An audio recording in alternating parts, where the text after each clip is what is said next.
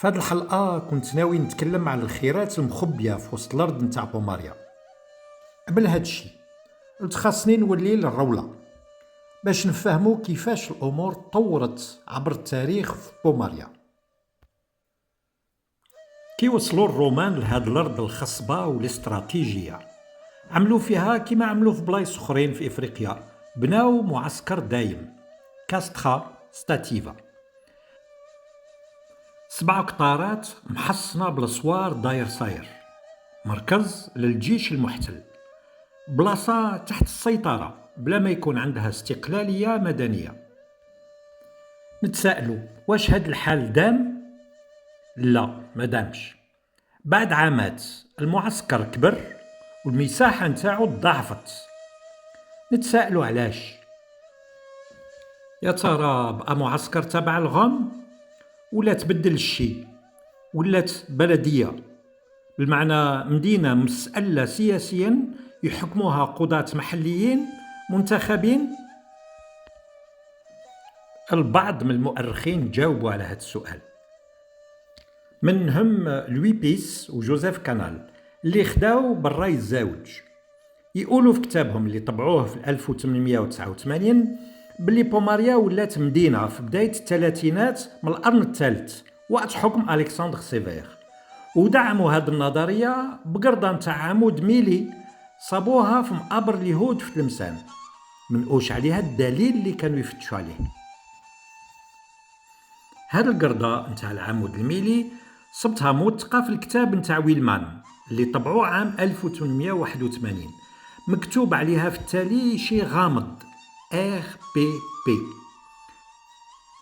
فسر هو هذه الحروف بغيس بوبليكا بوماريانسيوم، يعني الجمهورية نتاع البوماريين، بالمعنى بوماريا ما بقاتش تحت الحكم العسكري، ولات جمهورية مدنية فيها قضاة منتخبين، لي دومفير ولي زيديل هما اللي يسيروا أموال وأملاك المدينة.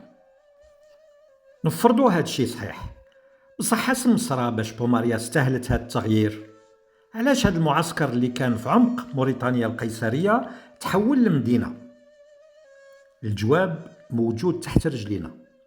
بوماريا ما عاشتش غير بالجنود والصوار، الأرض نتاعها كانت مرفهة بثروات نجمت تجلب لها انتباه غام. الحاجة الأولى المعادن، لا سيما الرصاص اللي يجي من لاغالين، والحاجة الزوجة الماء والتراب، بلا بهم ما تعيش حتى مدينة. إلا راكم عاقلين في الحلقة اللي فاتت شفنا شحال كان معدن الرصاص أساسي في العمران الروماني، بصح السؤال اللي يبقى مطروح منين كان يجي؟ لاغالين كانت كاينة قريب من بوماريا؟ نمشيو ل 1850. هاد المنطقة كانت عاد كي ولات مستعمرة فرنسية. جاب الجيش مهندس المناجم لودوفيك فيل باش يبحث في الجبال اللي دايرة بتلمسان. في عام 1857 طبع في باريس المذكرة المعدنية لولايات وهران والجزائر، فيها مذكور شحال من منجم قريب لتلمسان كاين اللي فيهم آثار استغلال قديم. نذكر منهم النبايل في جبال الناظور على بعد 11 كيلومتر من تلمسان، جبال تاسا في بني سنوس، كدية الرصاص في ولاد معزيز قريب لسيدي يحيى بن صفية، غار روبان في بني بوسعيد، والجرف الأحمر قدام سيدي محمد بالعروة. فيل صاب في المناجم المذكورة لا سيما القديمة أنفاق ضيئة وملتوية، وصل لنتيجة على أن هذه الخدمة محال تكون رومانية، ما تكون لا عربية. حكم جاير وبعيد على كل منطق، باين فيه تعصب المرحلة الاستعمارية. في هذا المجال المؤرخ ستيفان غزال قال من دون تحفظ وصرح في 1928 باللي شحال من خبراء فرنسا ما أدوش ينسبوا أنفاق ماشي مخدومة مليح للرومان، فضلوا ينسبوها للأهالي المحلية. لكن الأبحاث الحديثة تبين بلي طرق استغلال المناجم تختلف على حساب العصور والظروف، بالمعنى صعيب تحكم على الخدمة غير بالمعيار نتاع شكل الحفير. ستيفان غزال زاد بين بلي المناجم نتاع موريتانيا عمرها ما كانت تكفي حاجيات البلاد من معدن الرصاص. الاستيراد من اسبانيا كان يكمل الانتاج المحلي. يقول ثاني كيخملوا المينا القديم نتاع سيزاغي يعني شرشال اليوم، صابوا سبايك نتاع الرصاص مختومة بخاتم مصانع مدينة ميرسي. المعلومات اللي عندنا دروا تقول باللي المناجم موجودة، بصح كيفاش كانوا يستخرجوا المعدن في مناجم بوماريا؟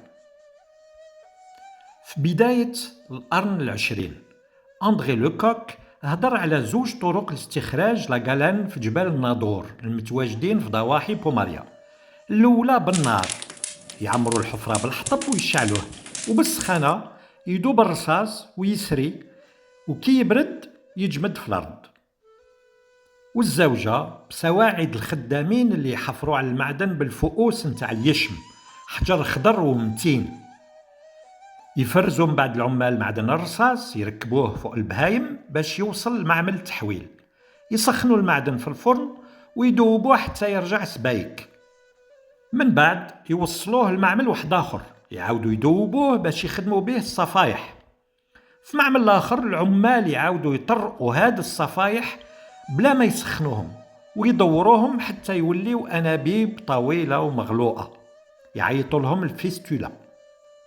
يستعملوهم باش يوصلوا الماء للديار. كان طول الأنبوب ينجم يوصل 3 متر، والقطر 30 سنتيم للقنوات الكبيرة، والصغيرة تكون أقل من 10 سنتيم. وهنا نطرح سؤال واحد آخر، الرومان كانوا يعرفوا بلي الرصاص خطير على الصحة؟ فيتروف في كتابه بعنوان فن العمارة قالها بكل صراحة، الماء اللي يفوت في أنابيب الرصاص يفزد، تخرج من الرصاص مادة بيضاء لا سيغوز، سم قوي. ما لا إلا هاد المادة واعرة ومسمومة، الرصاص كيف. وعلى هاد الشي اللي فيتروف نصح باستعمال أنابيب الفخار على خاطر أصح وأأمن. دوك الرومان كانوا يعرفوا الخطر اللي يشكلوا الرصاص على صحتهم، هذا ما منحمش باش يستعملوه في المدن نتاعهم. بعض المؤرخين شافوا فيه سم يخدم بالسكات، يمكن يكون سبب من أسباب سقوط الأرستقراطية الرومانية وربما حتى الإمبراطورية بكمالها. هكذا نوصلوا للتالي نتاع هذه الحلقة اللي خصصناها لمناجم بوماريا ومعدن الرصاص، اللي كان غير جزء من الخيرات اللي فيها. المدينة باش تدوم ما يكفيهاش المعدن، لازم تعيش من ماها وترابها. في الحلقة الماجية نتطرقوا لثروة حيوية، الماء والفلاحة.